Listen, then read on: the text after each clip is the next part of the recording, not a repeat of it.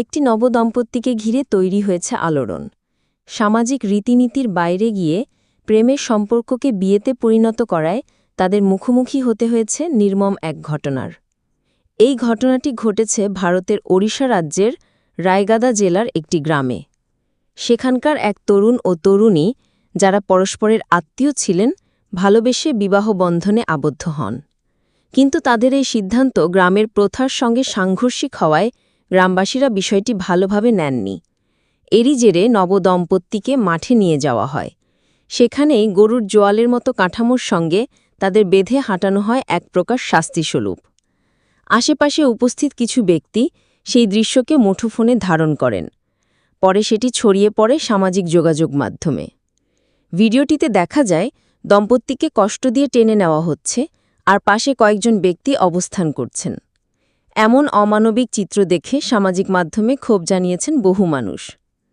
শুধু মাঠে টেনে নেওয়াই নয়, পরে তাদের স্থানীয় এক উপাসনালয় নিয়ে যাওয়া হয়। সেখানে তাদের উপর একটি ধর্মীয় আচার পালন করানো হয়, যেটি ওই অঞ্চলের রীতিনীতির অংশ। স্থানীয়ভাবে সেটিকে বলা হয় শুদ্ধিকরণ প্রক্রিয়া। এই ঘটনার পর এলাকায় উপস্থিত হন প্রশাসনের কর্মকর্তারা। পুলিশ জানিয়েছে ঘটনাটি নিয়ে তদন্ত শুরু হয়েছে এবং দায়ীদের বিরুদ্ধে আইনানুগ ব্যবস্থা নেওয়া হবে। এর আগে ওই একই জেলায় এমন আরেকটি ঘটনা ঘটেছিল, যেখানে একটি মেয়ে ভিন্ন জাতের ছেলেকে বিয়ে করার কারণে পুরো পরিবারের উপর সামাজিক শাস্তি আরোপ করা হয়েছিল। সেই সময় পরিবারের সদস্যদের মাথা কামিয়ে দেওয়ার নির্দেশ দেওয়া হয়েছিল স্থানীয় রীতির ভিত্তিতে।